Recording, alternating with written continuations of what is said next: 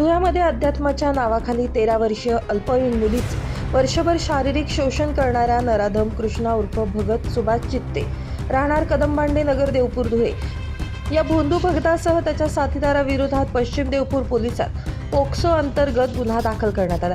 गुन्हा दाखल होताच पोलिसांनी अवघ्या काही तासातच भोंदू भगतसह त्याच्या साथीदारांना बेड्या ठोकल्यात। धुळ्यात घडलेल्या या प्रकारामुळे चांगलीच खळबळ उडाली आहे। या प्रकारामुळे अध्यात्माच्या आड विकृती चाळे करणाऱ्या भोंदू भगतचा पर्दाफाश झालाय। घडलेल्या या घटनेमुळे किन्नर समाज रस्त्यावर उतरत नराधमासह त्याच्या साथीदाराला फाशीची शिक्षा देण्याची मागणी किन्नर आखाड्याचे महामंडलेश्वर पार्वती जोगी यांनी जिल्हा प्रशासनाकडे केली आहे। उद्या जे कृष्णा भगत भोंदू भक्तांनी बलात्कार केला आहे ही खूप निंदनीय गोष्ट आहे। याच्या निषेधात आम्ही कलेक्टर ऑफिसला गेलो होतो। जेवढे जुने भगत डांखे मंडळी होते, जोगती मंडळी ते किन्नर समाज होता, आम्ही जाऊन त्याचा जाहीर निषेध केला आहे।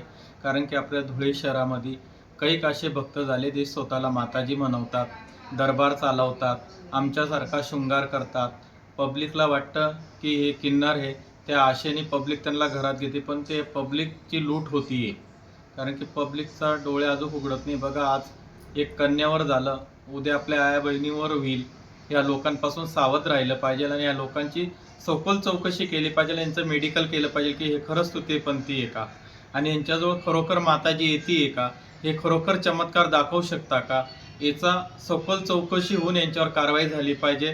नाहीतर नाशिकसारखं प्रकरण आपल्या धुळ्यात आज पहिलं झालेलं आहे आणि याच्या मागं खूप काही काळे बाजार आपले जर प्रशासनाने लक्ष दिलं तर काही भोंदू बाबा सापडतील आणि अंधश्रद्धेतून धुळे शहर विमुक्त होईल। 13 वर्षीय अल्पवयीन पीडित तरुणी वर्षभरापूर्वी मसाल्याची पुडी देण्यासाठी भोंदू भगतच्या घरी गेली होती। यावेळी भोंदू भगतनं त्या तरुणीवर जबरदस्तीनं शारीरिक संबंध केलेल्या संबंधांची अश्लील चित्रफित तयार करून त्या चित्रफितच्या माध्यमातून वर्षभर अल्पवयीन पीडित तरुणीवर भोंदू भगतसह त्याच्या साथीदारांकडून वारंवार शारीरिक शोषण करण्यात आलं। अखेर अल्पवयीन तरुणीच्या आजीच्या सतर्कतेमुळे हा प्रकार उघडकीस आलाय। आजीने तरुणीला विश्वासात घेतल्यानंतर अल्पवयीन तरुणीने आजीकडे संपूर्ण घटनेचं कथन केल्यानं आजीनं पीडित अल्पवयीन तरुणीसह पश्चिम देवपूर पोलीस स्टेशन गाठत भोंदू भगतसह त्याच्या साथीदारांविरोधात पॉस्को अंतर्गत गुन्हा दाखल केला। पोलिसांनी घटनेचं गांभीर्य ओळखत दोघाही नराधमांना गजाआड केलंय। दरम्यान